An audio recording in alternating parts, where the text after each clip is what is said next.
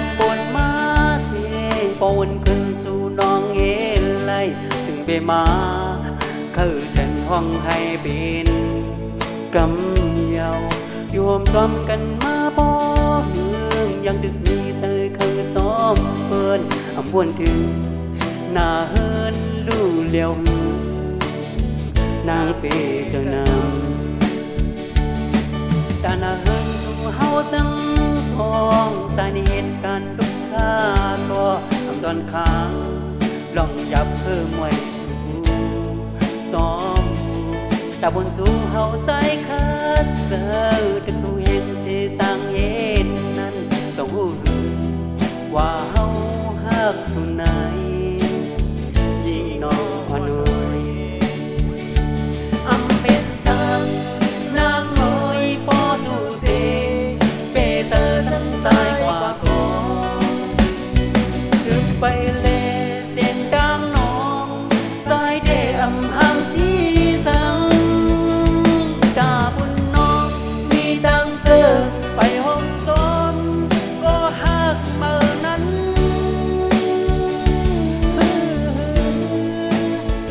ย้อนสู่ประสูอำเคยเต็งผิดหมอ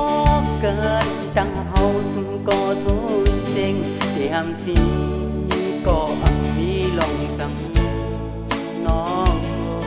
คำไม่เจ็บตัวคือก้อนเหี่ยวปล่อยพวังปันดูเสือยาวมีสูก็สายเป้เสือยาวในโคมกลางใน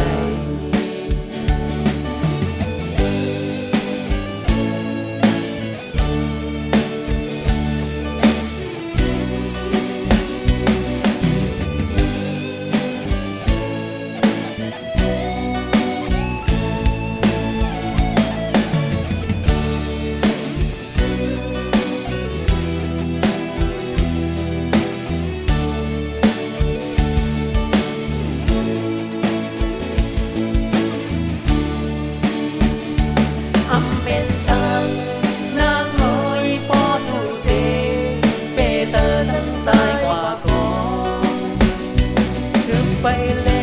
เส้นดังน้องสายเดอำหังสีสัง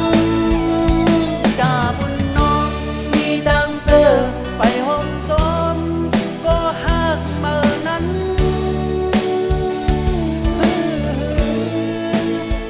ย้อนสู่ประสูอำเคยเต็งผิดหมอ